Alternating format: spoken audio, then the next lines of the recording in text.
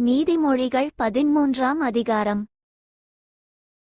ஞானமுள்ள மகன் தகப்பனுடைய போதகத்தை கேட்கிறான், பரியாசக்காரனோ கடிந்து கொள்ளுதலுக்குச் செவிகொடான். மனுஷன் தன் வாயின் பலனால் நன்மையை புசிப்பான், துன்மார்க்கனின் ஆத்துமாவோ கொடுமையை புசிக்கும். தன் வாயை காக்கிறவன் தன் பிராணனை காக்கிறான், தன் உதடுகளை விரிவாய் திறக்கிறவனோ கலக்கமடைவான். சோம்பேறியுடைய ஆத்துமா விரும்பியும் ஒன்றும் பெறாது, ஜாக்கிரதையுள்ளவர்களுடைய ஆத்துமாவோ புஷ்டியாகும்.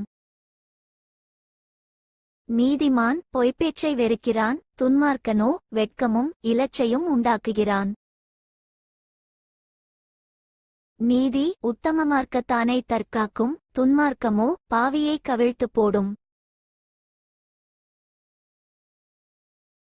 ஒன்றுமில்லாதிருக்க தன்னை செல்வனாக பாராட்டுகிறவனும் உண்டு, மிகுந்த செல்வமிருக்க தன்னை தரித்திரனாக பாராட்டுகிறவனும் உண்டு.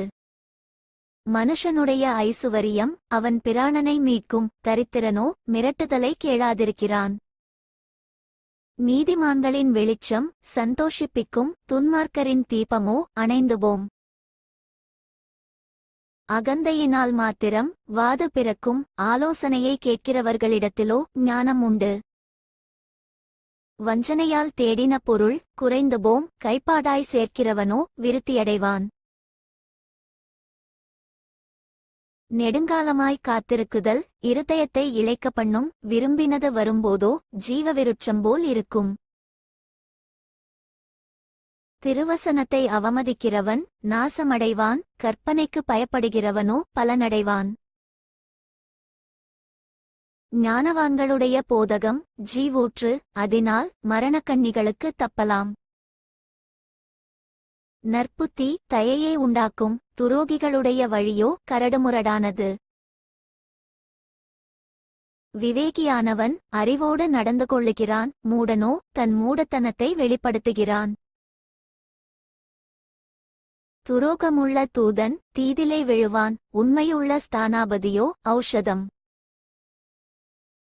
புத்திமதிகளை தள்ளுகிறவன் தரித்திரத்தையும் இலச்சையையும் அடைவான், கடிந்து கொள்ளுதலை கவனித்து நடக்கிறவனோ கனமடைவான்.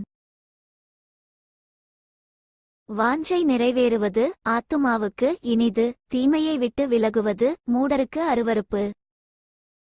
ஞானிகளோடே சஞ்சரிக்கிறவன் ஞானமடைவான், மூடருக்கு தோழனோ நாசமடைவான். பாவிகளை தீவினை தொடரும், நீதிமான்களுக்கோ நன்மை பலனாக வரும்.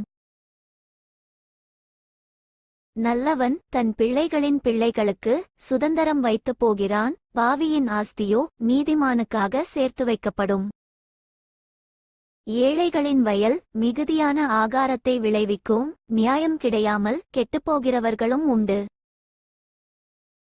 பிரம்பை கையாடாதவன் தன் மகனை பகைக்கிறான், அவன்மேல் அன்பாயிருக்கிறவனோ அவனை ஏற்கனவே தண்டிக்கிறான். நீதிமான் தனக்கு திருப்தியாக புசிக்கிறான், துன்மார்க்கருடைய வயிறோ பசித்திருக்கும். For more videos subscribe and like my channel.